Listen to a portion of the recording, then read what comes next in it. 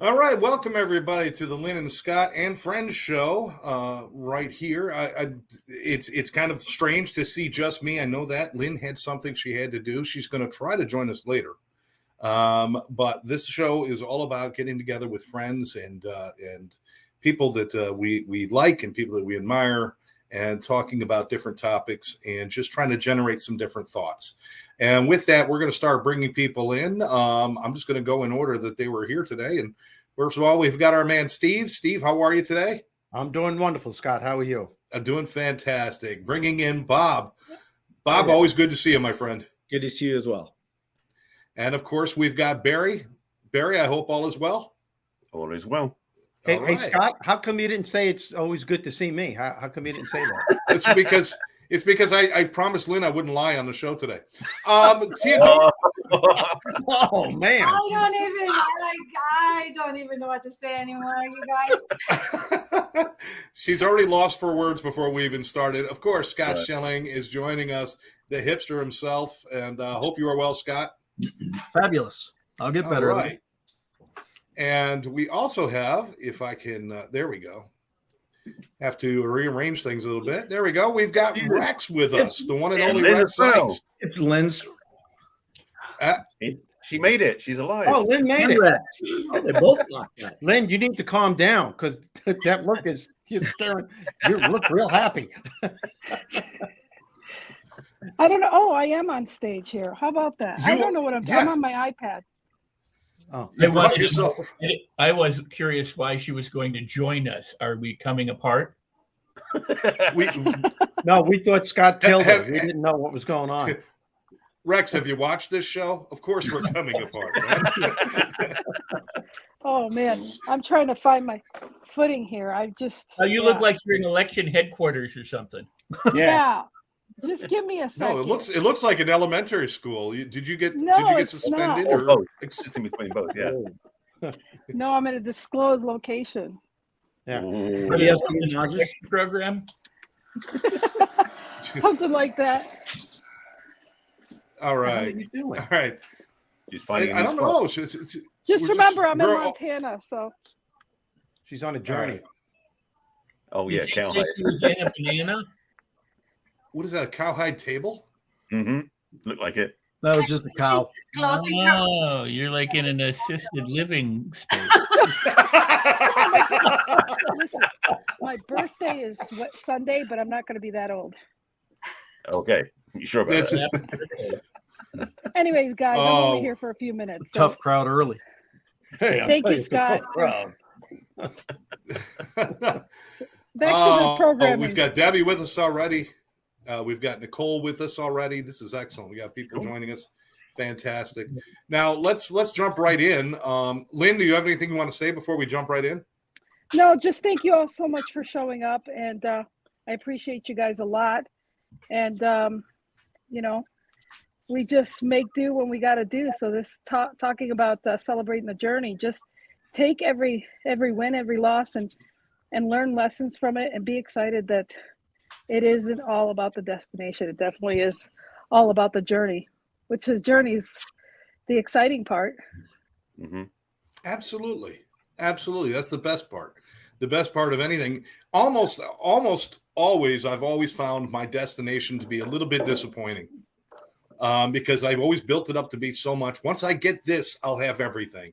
And I get there and I realize, okay, now I got to look for something else.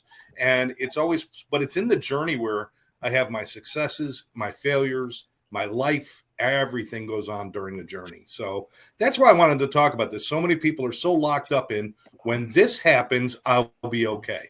When I achieve this, I will be this person. And not just saying every step I take is building who I am. It's building my story. It's about developing what I want to be. And if you're not paying attention to that, you can't make adjustments to make yourself even happier. You have to pay attention to your journey and really just revel in it. And when you make the mistakes, hey, you know what? Celebrate those too, because as long as you don't keep making the same one over and over again, celebrate those too, because that's how we learn. And then the next time I do it, I'll do it right. But anyway, I just want to get your guys' thoughts on that, because so many people are so damn wrapped up in that final destination. Boy, there we go again with the death talk. They're so wrapped up with that final goal that they forget about the journey. Yeah. So I don't know. Who wants to kick it off for us? Rex, you're in the middle square. Go ahead. Come on, Paul Lynn. Take it away, Paul Lynn. So here's the thing. I mean, you're absolutely right. A lot of people get to the goal, the destination, or the end of their life and go, wow, that sucked. It wasn't what I thought it would be. The only thing you really have is the journey, because some people die on the way to the destination. So if you can't make the journey worthwhile, then what's the point? I mean, and here's the thing, and I talk a lot about the self-help gurus and the people out there who I think are misguided either inadvertently or deliberately, is that they keep making people want to work really hard to get to the destination. Struggle, sacrifice, work hard, 10 times your effort, take massive action, do all these things so that you can have the house or the car or the trophy spouse or whatever it is, instead of, hey, you know what? You're perfect the way you are. You don't know it. What you need to first do is discover how wonderful you are. And two, that it's all about right now and how much you enjoy now, not about the struggle to get something else or to be somewhere else, but to just kind of relax, let go. The saying is let go, let God, and trust in yourself and enjoy life. Do you realize we're convinced that we need to somehow change ourselves to be self-improved. And I argue there's no such thing as self-improvement. You either fall into who you truly are, or you miss it for a lifetime, or until you discover it. So the idea that you can improve yourself is really a misnomer, although we understand it. But there are people who are pushing and prodding, and why? Well, they want to sell books and tapes and programs, and and they want you to be a worker bee and to fulfill your role in society, as opposed to, and by saying this, that doesn't mean that you sing and skip and dance and do nothing else. People, I had this conversation with somebody recently. I said, whether you think something is hard or you think it's easy, that's your mindset. That will determine what you find. And they're like, well, you have to work hard. And I go, well, for you have to work hard. For another person, they don't have to work hard. They do the same thing you're doing, but it's not hard because they don't think it's hard. They think it's part of the process and they enjoy it and love it. So, mindset really is everything. And the journey is all we have. So why not make the journey the most delightful journey you can make it, instead of worrying about whether or not you make it somewhere else? I rest my plane and then my voice. Wow.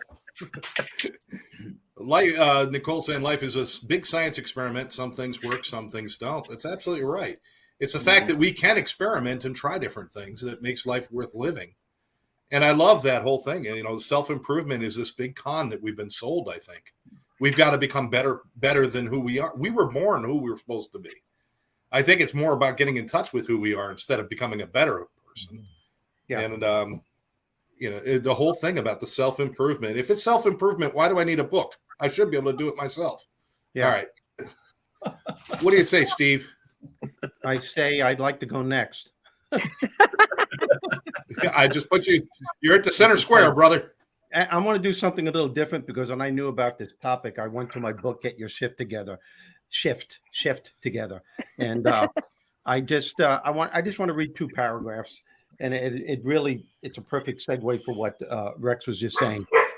And shut that dog up, please. And it wasn't my dog. The adventure towards the goal is what brings value to it. The path towards the goal is where your life unfolds, and happiness is truly meaningful. When you're in the process of working to achieve something, you're experiencing who you are and what you're made of. Your character is being tested and molded. When you become aware of the importance of every step in the process, you're sending a message to yourself as well as to the entire universe that you are not only here, but qualified and ready to overcome obstacles along the way, all of which are essential ingredients for happiness. Now, having said that, I've witnessed firsthand incredibly talented people, and I noticed this in the beginning of my comedy career. We all started out together. We started out with a lot of enthusiasm and a lot of joy. We had a blast, and all of a sudden, stand-up comedy became a business, and that's when everyone started putting their happiness on hold. And I think if there is a greater sin that you could ever commit on yourself, it's putting your happiness on hold.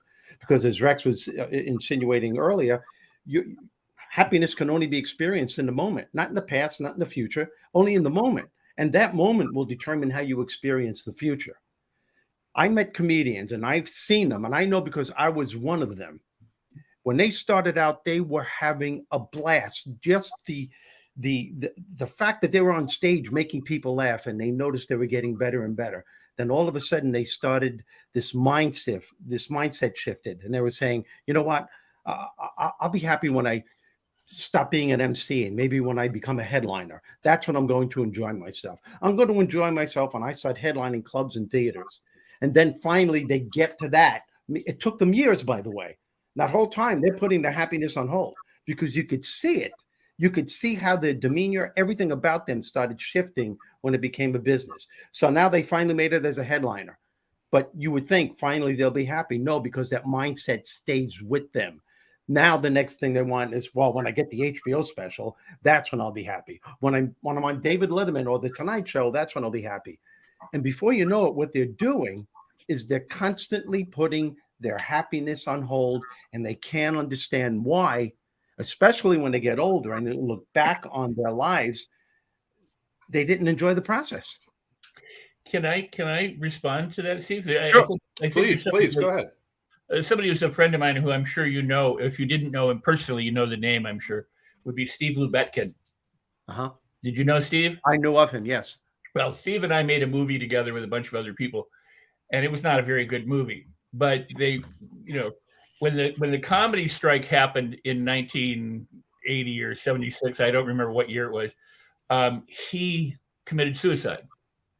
He took far too much too serious, and he tried to propel himself from the Hyatt Hotel into the parking lot of the Comedy Store in protest of what was going on.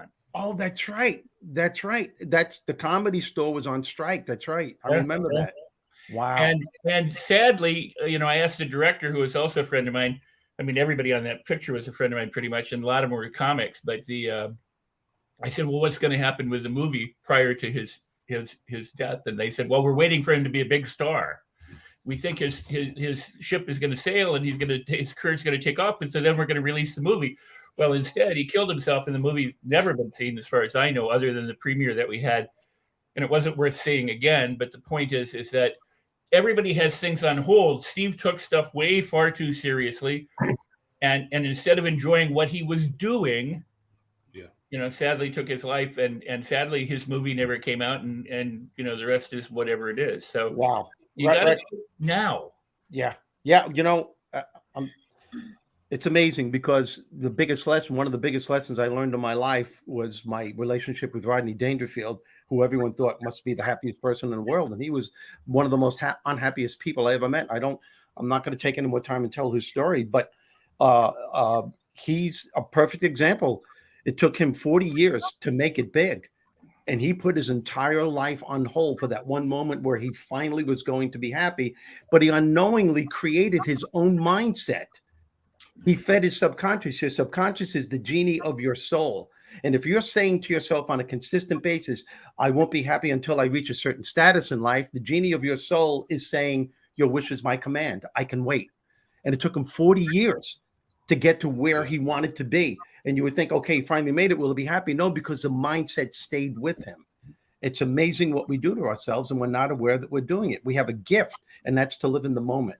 And the biggest sin you can commit on yourself is putting your happiness on hold. That's my belief. Absolutely. And that's a good point about, you reach a destination, you expect it to make everything better, to achieve a goal, and it makes everything better in your life. But you brought you with you. You're still there. Whatever issues you have, you're still carrying, and the goal will never live up to what we build it up to be in our minds. Yep. It's just a point for us to start another journey. That's all that is. And to have that mindset keeps us better. Teodora, I wanted to talk to you for a moment because you do a lot of work with financial with people and stuff like that. I'm sure people come to you and they want quick solutions and they want to get right to, I want to go from here to being perfect. Like, can we do it by tomorrow at noon?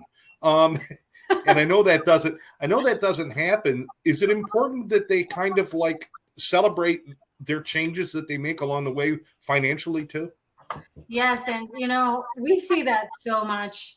And like every day I meet with people that just want to be out of debt right tomorrow. They are thinking, okay, how, when I say, this is going to take 6 to 8 months, if you follow these steps, they're thinking, oh my gosh, they're just disappointed, instead of realizing, now I have a plan and this is going to work. And at the end of this 8 months, I'm going to be debt free. They just want instant, like now, like, let's just, what can we do now? What it is the solution that you have for us right now? So rather than celebrating the journey and be considerate and happy that you do have a plan when we put together a plan, if we talk about finances, but just in general in life, I feel like we all have a journey. We might not all have a specific destination. I feel like so many people just live because they live and they don't necessarily know where they're going. And I was one of them. I admit, when I worked in the grocery store and I just lived, to get I went to work to get a paycheck, and I would come home to be with Alma, and it was kind of just floating down the river of life per se. Really didn't know exactly where I'm going until I sat down and I set myself straight and I said, okay, this is what you're gonna do, and this is where your destination is gonna be, and getting there is gonna take this amount of work, and this is what we're doing now. But so many people don't have a destination. They just have the journey. And I feel like maybe because of that, they're not able to enjoy the journey because they don't know where they're going. So I just want, people to think about those things in perspective and put two and two together and realize if we're talking about finances, back to that subject, if we're going towards retirement, we're saving now, we're making an effort now, so that when we're retired, we can enjoy life. If we're talking about every day, we're going to go skiing this weekend because we also have to enjoy life and not just work. That might be some self-talk there. Absolutely. It really, the journey is supposed to be somehow merged with the destination and acknowledge them both, so that we can have an enjoyable life and not just work it. And if we go on the other extreme, some people just party, like just every day is a party. They go to work, and then at the end of the day, there's no more money because they just got paid this morning, and let's just party. So the journey, we all have a different journey, I feel.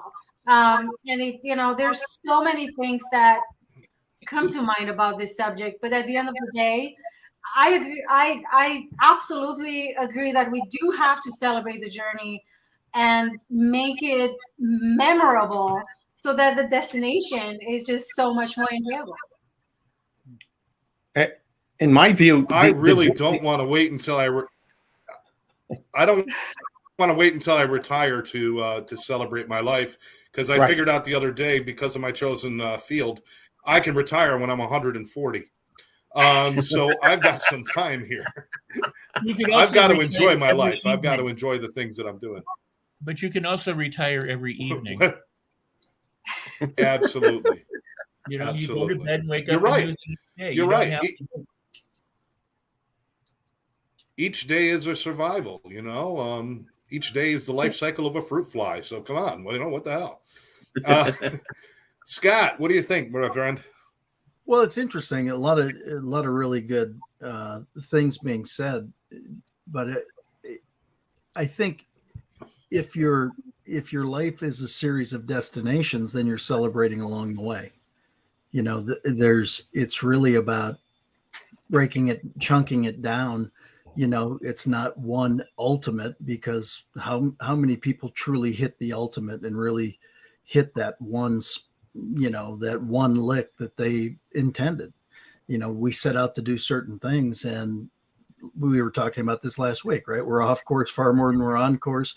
We're changing directions all the time. We're learning new things, and all of a sudden, what we thought was the end game isn't the end game anymore. So it's a series of smaller games along the way, which then allow you to celebrate because you're achieving more and more often.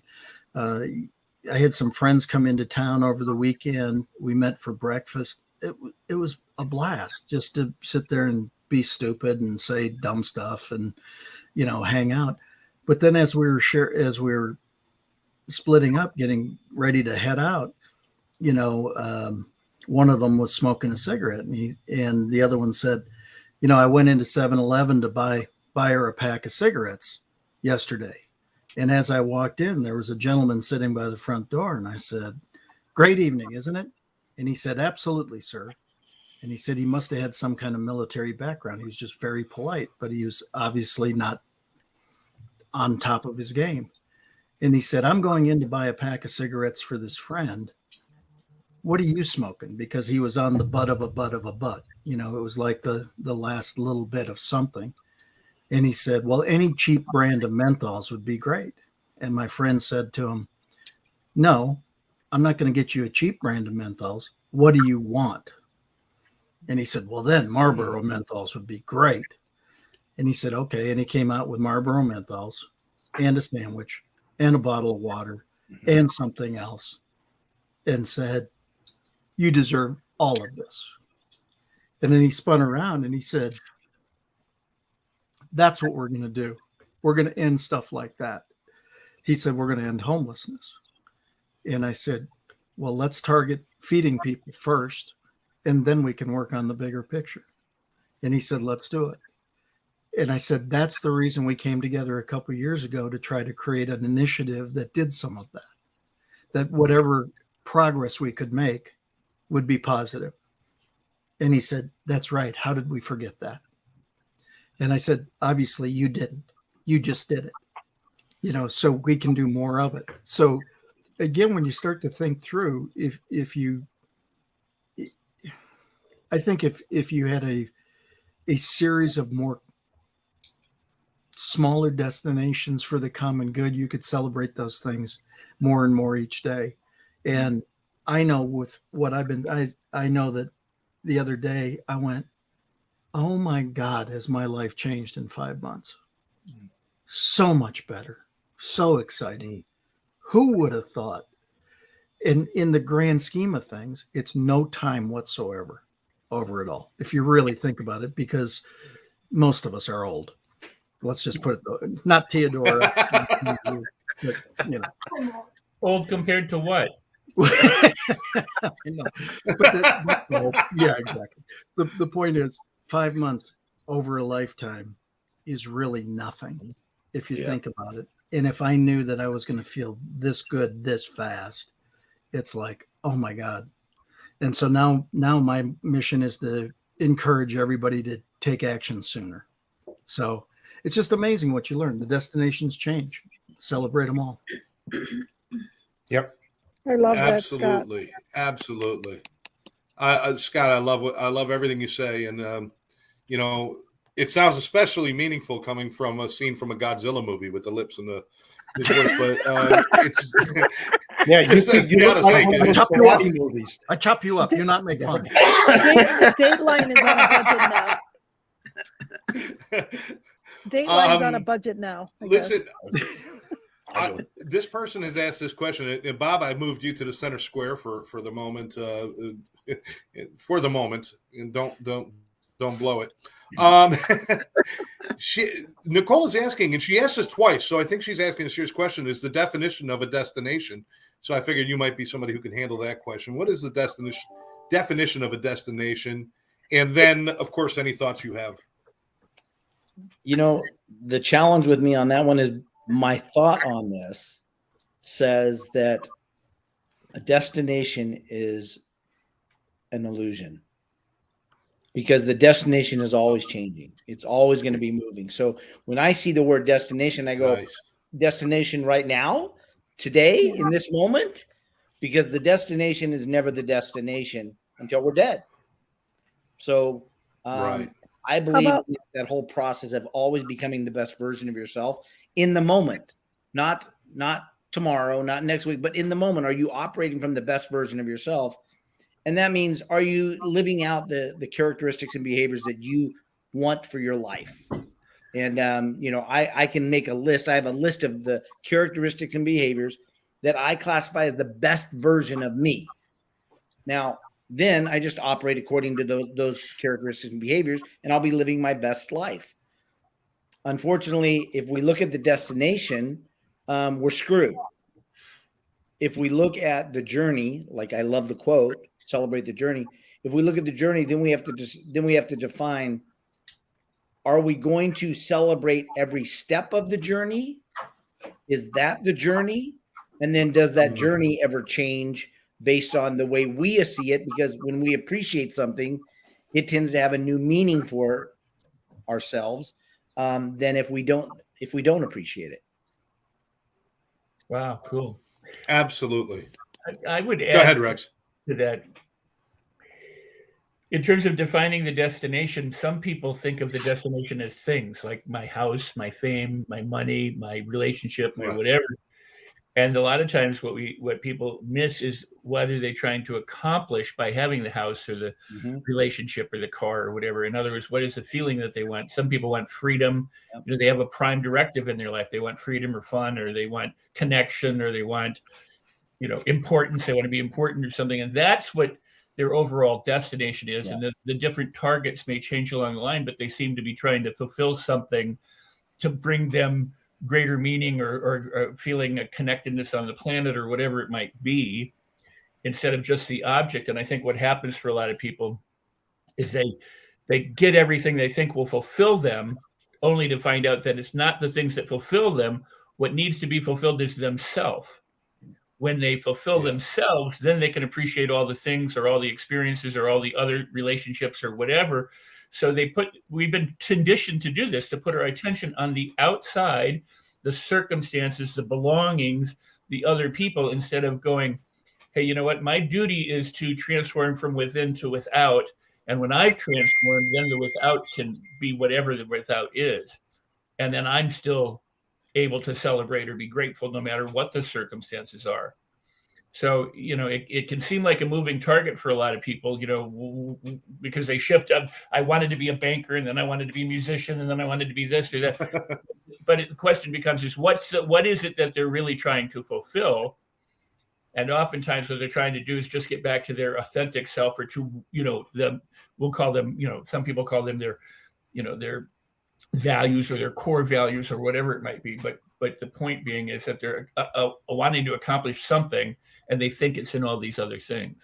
I think you hit it right, if I may, Rex. It's your authentic self.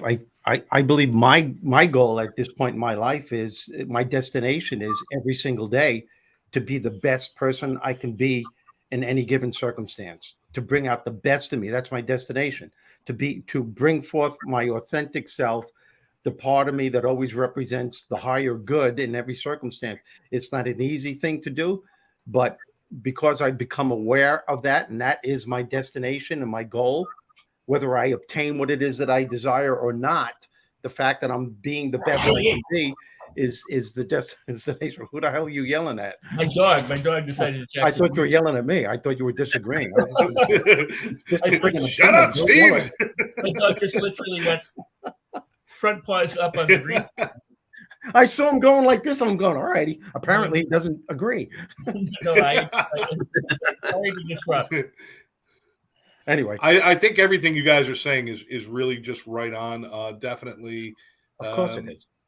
I've got goals, and I think what Bob was saying, Scott, and everybody else, I've got goals with what I want to achieve with helping people, and I have kind of numbers. I want to help this many. I really want to make a real difference in not just my community, but in this whole state and in this country.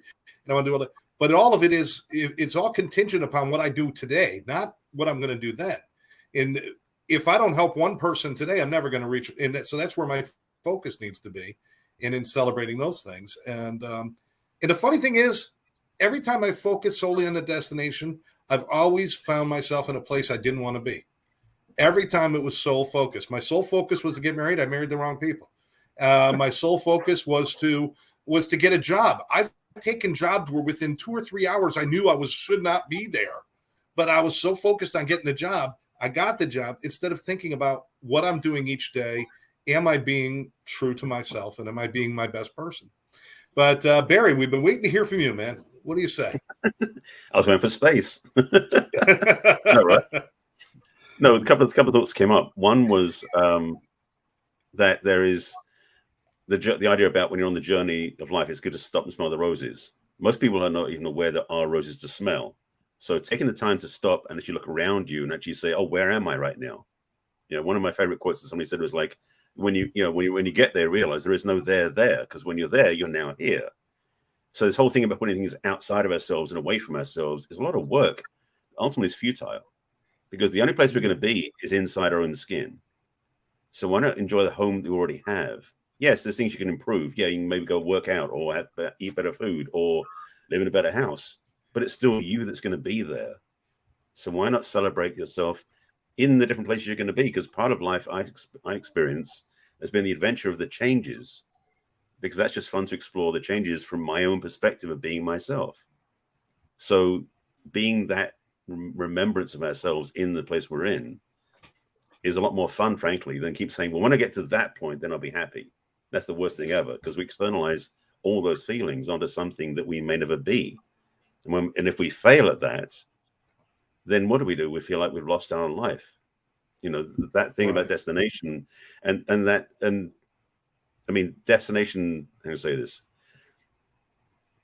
Driving, for example, many years ago, back when we had Thomas guides, navigating our destination was always a bit of a pain, because you had this big piece of thing folded out and looking at all these maps. Now it's all GPS and you get a voice telling you what to do. It's a reminder of the fact, oftentimes, if we trust that inner voice, that inner guidance, we can get where we want to go without stressing over it. So for me, this journey of life is, I want to say it's like a celebration every day, but why not enjoy each day's exploration and what each day presents to us? Because another part of this, with being focused on the destination, we're always pushing something out there, going somewhere. And when we recognize a lot of times that when we let life in, we can receive the gifts, receive the abundance, receive the joy, receive the love, all the things that are around us. We're not so busy ignoring it, saying, get out of the way, I'm trying to focus where I want to go. That's a sad life. So absolutely. Let life in. It's a total change in the whole world now. I tell you what, you want to confuse the hell out of a teenager, unfold a map and then tell them to fold it. They have no freaking idea. I still get confused. My father taught us. My father had classes for us boys. There were 4 of us. There's only 3 now. One of them couldn't learn to fold the map. We left them behind. Speaking it used to be again, important. I had a senior moment. I had a senior moment yesterday.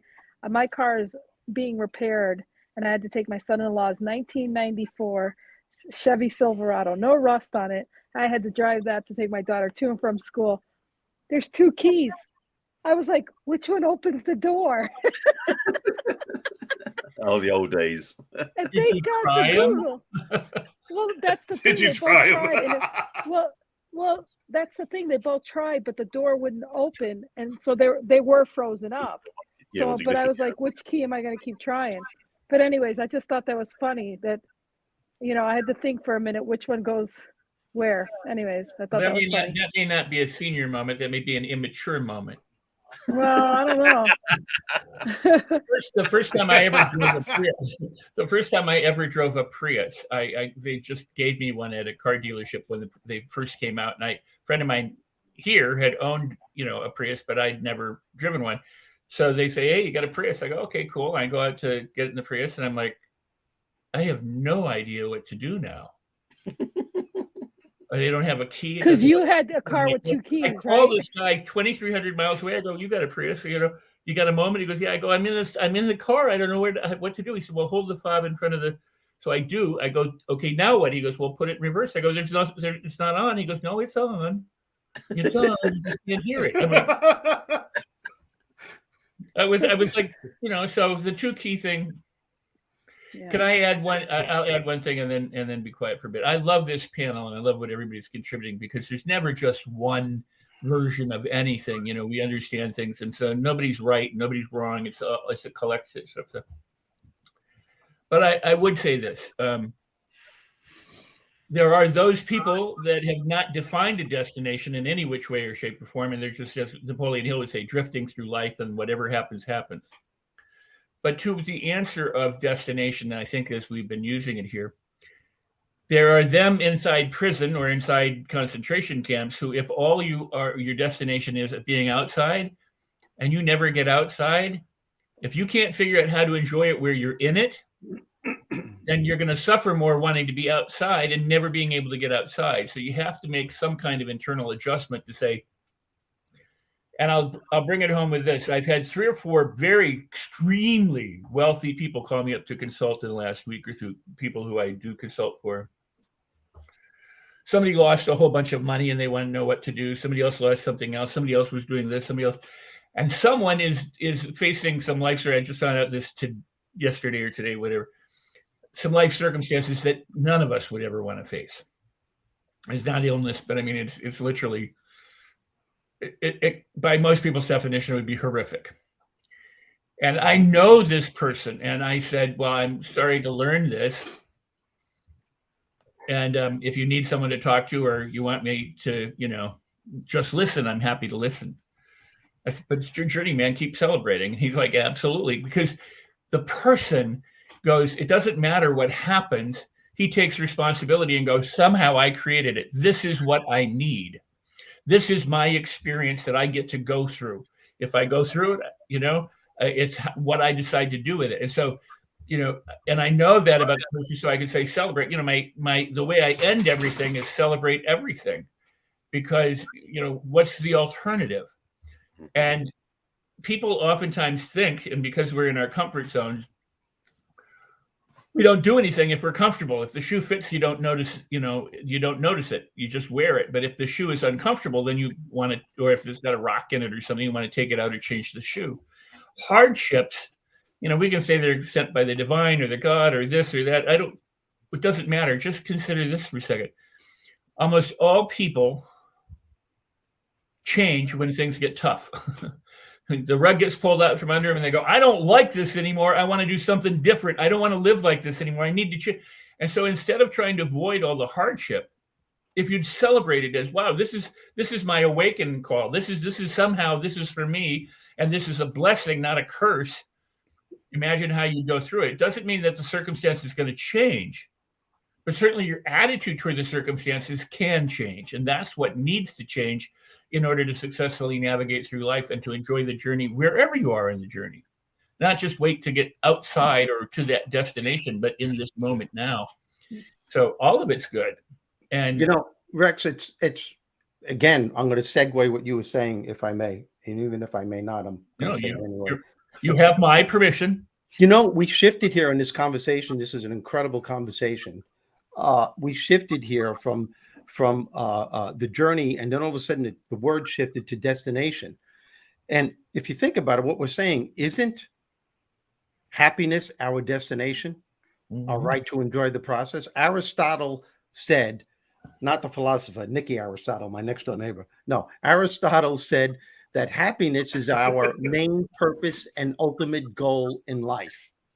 Now, what he means by that is that everything you want, desire, and desire in life, you want it, you desire it, you have to have it because you think somehow, some way, that thing that you want or desire is going to make you happy or happier than you already are.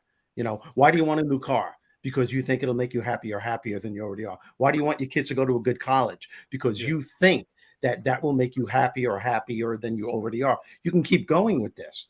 Now, some people might say, well, no, I want a new car because it'll make me feel prestigious. But then you have to ask, okay, why do you want to feel prestigious? Because it'll make you happy or happier. So the bottom denominator is that everything we want in this life, our existence, is for us to become happy or happier. Now, if that's the case, then why are so many people feeling crappy instead of happy? Because they don't know that happiness is not in achieving the goal. It's in the journey. It's a step-by-step process. It's how you view the challenges along the way that will regulate the quality of happiness that you're going to have. And the more you create a mindset like that, you have a better chance of being a happier person and enjoying the journey. The United States Constitution says we have a right for the life, liberty, and the pursuit of happiness. And maybe it shouldn't be the pursuit of happiness. Maybe it should be the happiness of the pursuit.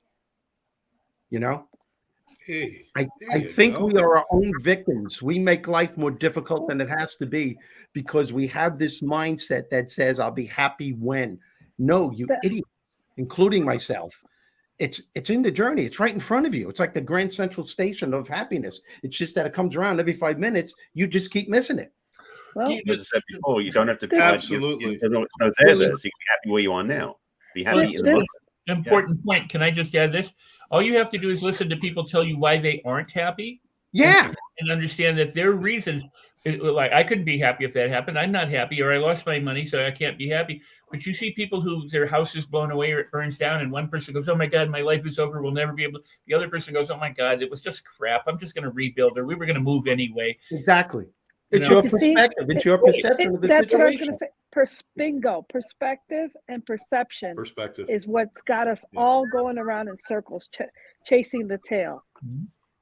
Yeah. Speaking of perspective and perception, tune in next week when we ask Rex how you find joy in an internment camp, because he made I just this one's got me baffled. I'll tell you now, and Viktor Frankl alluded to it. It was people provided for other people. They helped other people, or they took care of little birds or insects or something, but they had something that they lived for instead of just going, "Oh my God, I'm going to die here." All right, that's fine. Absolutely. But we got to find that. No matter how hard our circumstance, we do have to find those things to keep us going. Who said the feeding people? Was that Scott? Yeah. Me. Yeah. I mean, No. Scott said it. Scott said it. Didn't I say Scott? Yeah. Hipster. I thought you meant me, Scott. It was him, Scott. Hypnotic trance. I'm like, You guys are losing control here. You're losing control. no, but Scott talked about feeding people and ending houselessness and homelessness. I mean, that having that purpose, that mission, is one of the things that can help us through trying times, because there's always going to be somebody worse off than us and somebody who's better off than us. So instead of making all these judgments, just be generous, be compassionate, live your life to enjoy your life. But also, when you help another person, you can feel better. Yeah, absolutely. Oh yeah. I mean, the reality I think we need for to. me, if I'm presenting something that I know can help somebody grow their business, grow their life experience, make something better for them, that creates the internal joy of, wow, I've accomplished something, and that makes me feel great along the way. One of the when I wrote Talking with Giants, and I was interviewing Cynthia Kersey, and she had just lost her job. She had just gotten divorced. She had all this crud. And I said, "Oh my God, you're going through all this stuff, but you seem really happy." And she said, "Yeah, that's why I'm working with Habitat for Humanity, and building houses.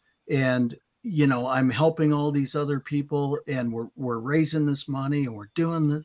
And it's just absolutely amazing." And I said, "So why?" And she said, "Because somebody's troubles are always worse than your own." And it was just that simple. And that's where again, destination, like Bob said, Bob always comes up with stuff like that. It's like the contrarian, but he's not really a contrarian. He's just like this. He creates crap you just got to think about. But he came out. That's a good title for a book. Crap. Yeah, You just crap you got to think about. Series 1, Volume 1. But the whole point of. But again, that's what it is. It's about celebrating every bit of it, and your perspective does change as these things happen to you. I mean, I'm going to carry down trash cans down an incline driveway down to the street tonight. Wow, that's exciting. But see, I couldn't do that 3 weeks ago. Right. And so it's amazing. Absolutely. It sounds goofy as hell. And when I say it, it's like, are you an idiot? No, I actually am enjoying a honeydew list again. Well, I'm enjoying a honeydew list for the first time, but let's be honest about it. But I mean, it's just amazing that you can do things that you weren't able to do. And so again, I'm just grateful for the littlest of things. And it's almost like childlike wonder again. And I think that's part of it is being in that childlike wonder state. So sometimes it takes Absolutely. something to take I'll you tell you- out of, disrupt you in order for you to appreciate things again. Go ahead, Scott. I'm sorry. Absolutely. No, it's fine. I was just going to say, I'm looking at the time. I'm saying we're down to our last 16 minutes, 15 minutes. So this is a perfect time for everybody to kind of share their last thoughts of the evening. I'm going to stop saying final thoughts because it seems very drastic. So the last And thoughts of the Rexo told evening. Teodora, I got you in the center square. What do you think?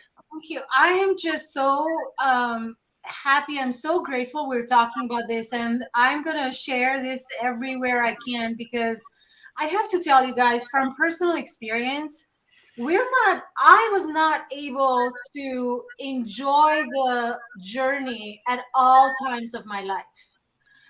Going through the divorce, I remember I was pushing the stroller. I'm almost 1-year-old. I was in my neighborhood pushing the stroller, and I was crying, devastated, so heartbroken.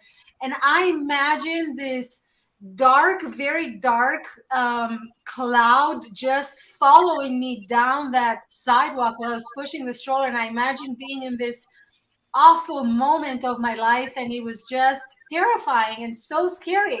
I was a stay-at-home mom, and all of a sudden I have nothing but my daughter. And so the journey is not always enjoyable.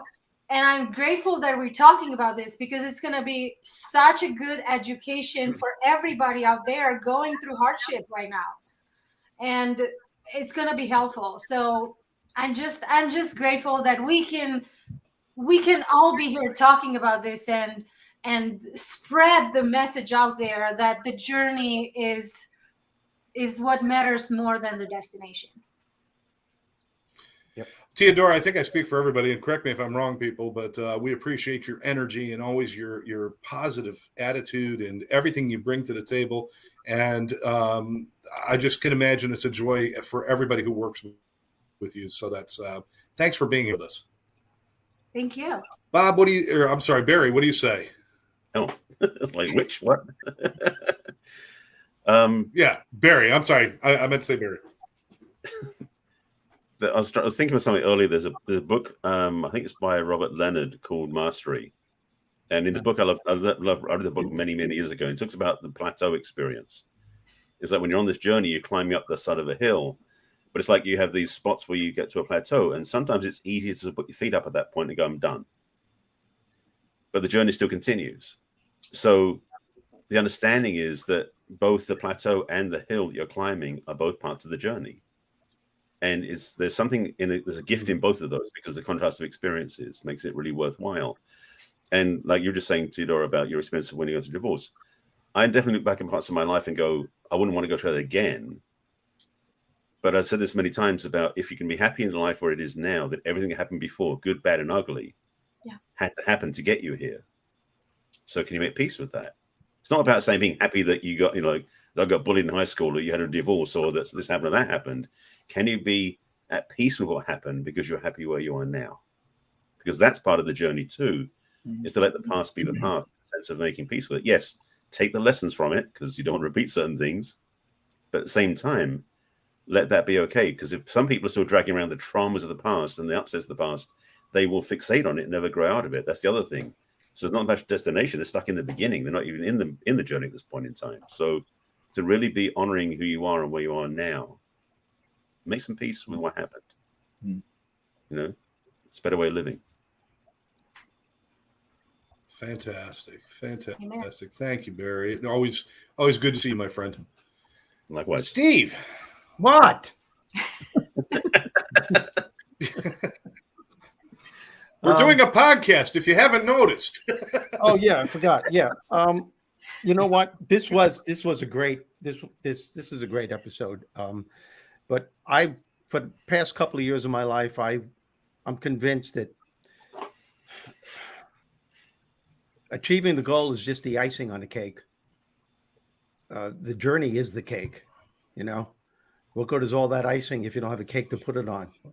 I don't know if that's a good analogy, but I started thinking, as every one of you wonderful people started giving your opinions on this, and I remember when that reality hit me, and it's when I was inducted into the Speakers Hall of Fame in 2006. And I know a lot of you know that, I did stand-up comedy for 25 years.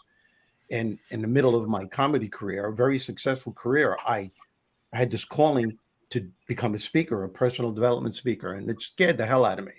The fear at times was overwhelming, but the challenges were there every day to overcome it and to follow my heart. And to make a long story short, as the day I knew I was going to be nominated, and there were thousands of people in the audience, and my wife is there, and my brother and my sister-in-law, my daughter, my sister-in-law is there, and my agent and everyone in my team is there.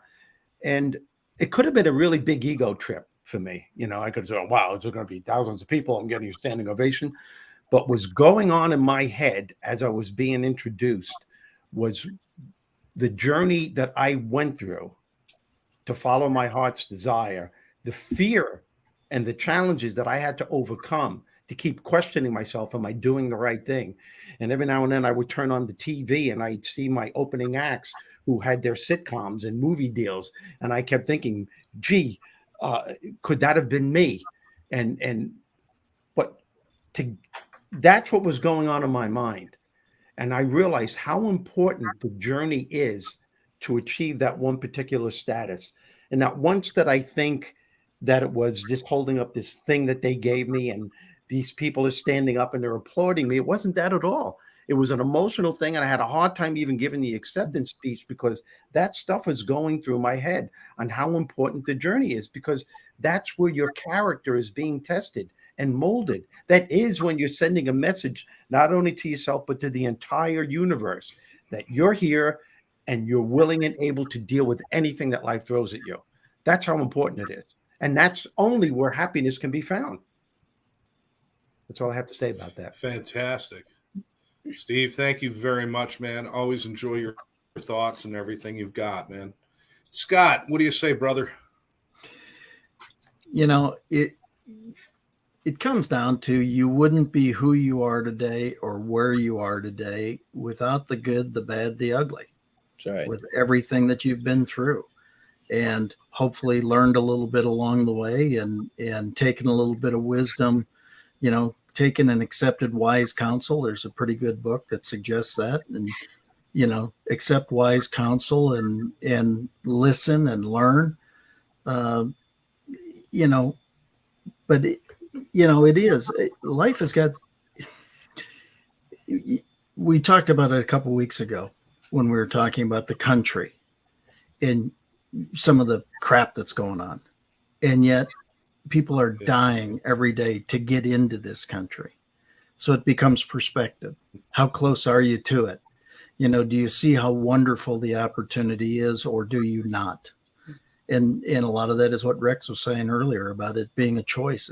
It's mindset. It's what you're focusing on. It's all of it. So just sitting, listening to everybody and thinking back through that, it really is about being grateful for where you are this moment, knowing that next moment's going to change. It's going to be different. Hopefully it improves. Sometimes it'll be challenging, but whatever it is, it's there to serve you if that's the way you focus on it. Learn from it, go from there, celebrate, have fun, be goofy. And yeah, I love my Nightline set, so get off my back. Be goofy. Love you. Thank you, Scott. As always, he's always loved your perspective and your humor and everything you bring. It's fantastic. Fantastic. Bob, do you have some turkey soup today?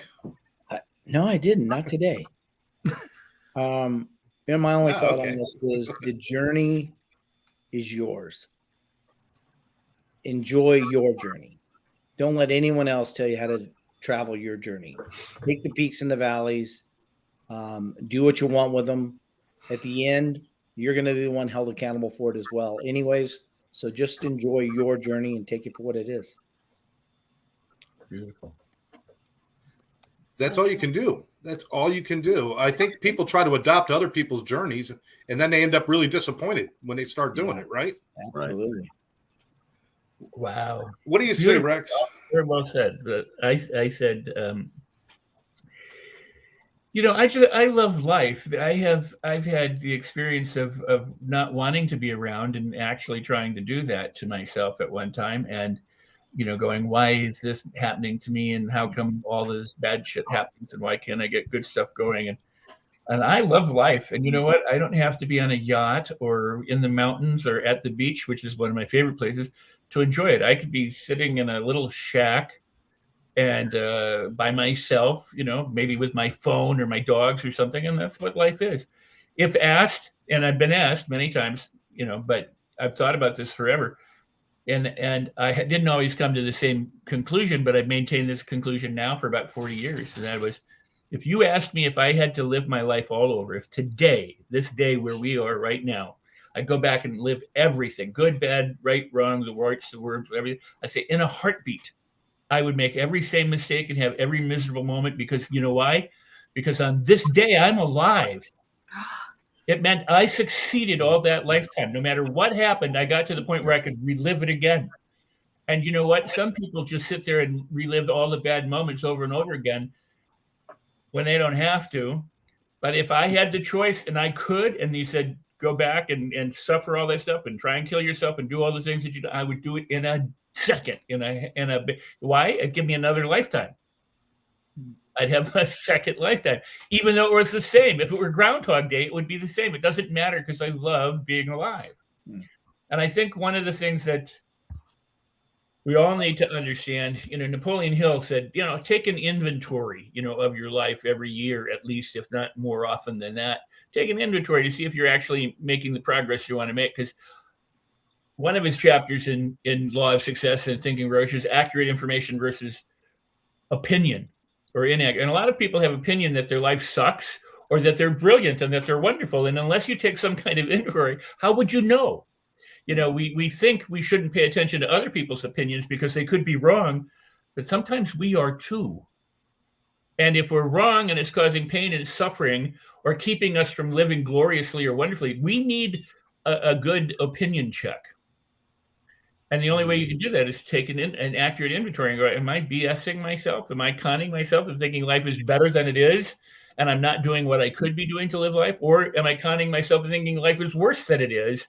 And I'm worried about things that I don't need to be worried about. So without looking at yourself accurately and then celebrating yourself, whatever you discover, and then doing whatever you want to do in order to make it more of what you want it to be, it is a choice. It's completely a choice. Well, that's so well said, Rex. Someone asked me not too long ago, how do you want to be remembered, when you pass on? I said, I don't know how I want to be remembered, but I do know this. When my time comes up to leave this planet, I want to be able to have someone play the song my way, because if you could live up to those words, you lived a successful, happy life.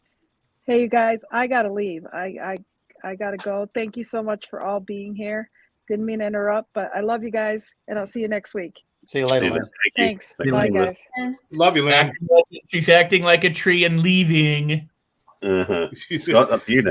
Well, I got to tell you, I got to thank everybody for being here today. I love this topic. Barry, you brought something up I used to share with people that I'd forgotten, and I'm glad you did that because it's a big part of how I see things. But I used to climb mountains when I was younger. My father taught me. We used to climb in the Adirondacks. We've even gone to the Rockies. And one of the things he taught me was that every step you take, your perspective changes, the view changes.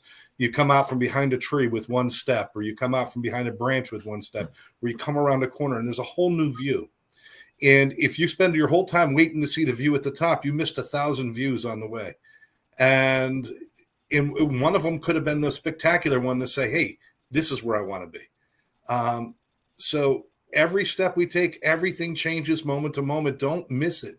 Don't spend your time thinking about the final destination, the end destination, the goal. If that's your sole focus, I will guarantee I'll put my paycheck on it. You will be disappointed. If you didn't find any joy in the journey, there will be no joy at the end of the journey. That's for sure. And we're all on this journey together, guys. And we take this journey every Tuesday night with everybody, don't we? Back again next Tuesday. Don't remind me. All right. Okay. Well, listen, all of you guys, thank you so much for taking your time and being here. And I'm stalling because I don't know where the close to the show is. It's on Lynn's computer. No, she shared it with me, but I have a thing that's called alphabetical order, which apparently only applies in some worlds. So I might play the opener as the close. Why don't you just Somebody say talk for a goodbye? minute. Well, If the opening there we wasn't go. good, I we could have found played it. it first anyway. Where is Okay. it? I found it right there. Where is it? Right there. It's between my paintings and Teodora's intro. So I don't know how that ended up. And it there, was but going that's so where it is. well up until this point. It really was. Your intro, yes. All right, guys. Thank you so All right. very much. All of you. Enjoy your week. Enjoy every moment of it. All right. Don't tell me what to do. Take care. Bye-bye. See y'all. See ya.